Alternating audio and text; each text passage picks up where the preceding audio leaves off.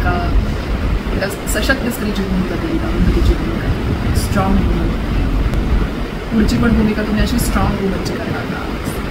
मला असं वाटतं की स्ट्रॉंग वुमन म्हणजे हे पिवळं पितांबर म्हणण्यासारखं, कारण women are strong, are very strong. आणि माझं म्हणणं एवढंच आहे सगळ्यांना की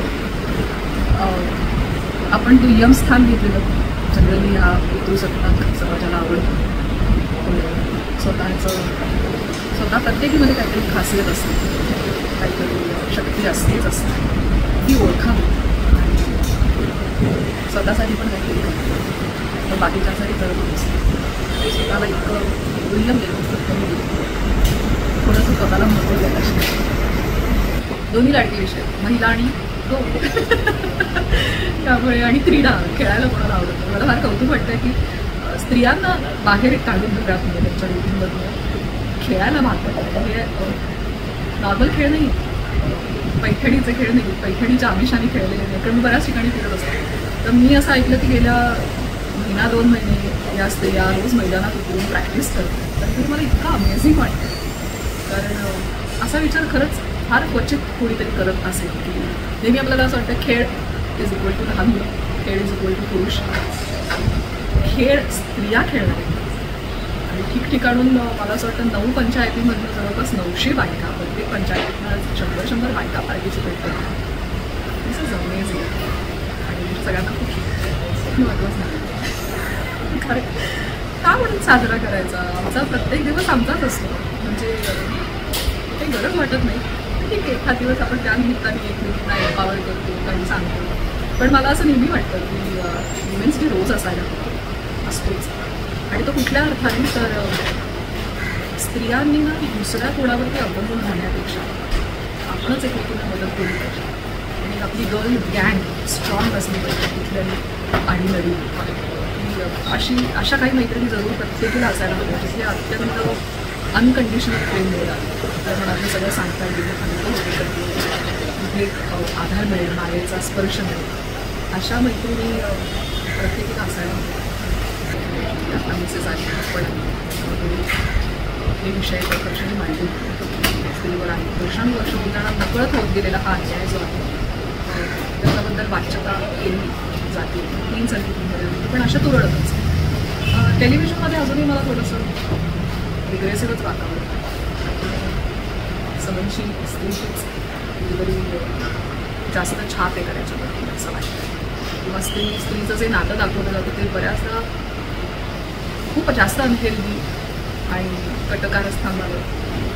तर तशा नसतात स्त्रिया, एकमेकींना मिळवून ठेवणाऱ्या आणि एकमेकींना सपोर्ट करणाऱ्याही असतात. त्या महिला दिन नारी शक्ती क्रीडा महोत्सवाबाबत आपली प्रतिक्रिया काय असेल? आजचा जो या ठिकाणी मुर्जीमध्ये क्रीडा महोत्सव महिलांसाठी, त्या अशा उपक्रमाचं महत्त्व तुम्हाला काय वाटतं? तुम्ही एक अभिनेत्री, संगीतकार आणि इथले आमदार जी आरोलकर इथले आमदार जी आरोलकर जे अत्यंत लोकप्रिय आहेत आणि वेगवेगळे उपक्रम राबवत असतात.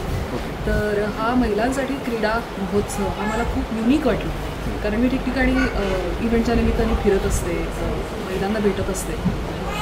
पण क्रीडा स्पर्धा बहुतांशी मुलांच्या, बॉईजच्या, पुरुषांच्या बघितल्या गेल्या, पण ह्या उपक्रमामुळे या स्त्रियांना खेळण्याची संधी मिळते. आणि खेळ म्हणजे पैठणीचे खेळ ॲक्च्युली मैदानी खेळ. कुतुतू आहे, मला खो खो आहे, कबड्डी आहे. आणि मी खूप एक्सायटेड आहे, कारण मला असं वाटतं की बऱ्याचदा स्त्रियांच्या बाबतीत असं होतं की लग्नानंतर खेळ मागेच पडतो. शाळेच्या एजमध्ये खेळलेले असतात, कंपल्सरी असतं.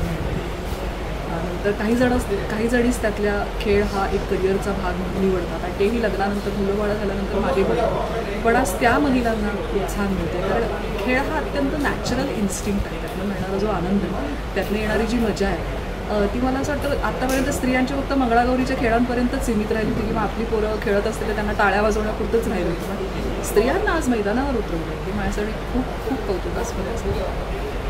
दुसरा प्रश्न तुम्हाला असेल, महिलांसाठी क्रीडा आणि सशक्तीकरण यांचा परस्पराशी काही संबंध आहे आपल्याला वाटतं? अर्थातच, मी म्हटलं तसं की खूप जास्त. खेळासाठी जशी शारीरिक शक्ती लागते तशी मानसिक शक्ती लागते, ती स्त्रियांमध्ये असतेच असते.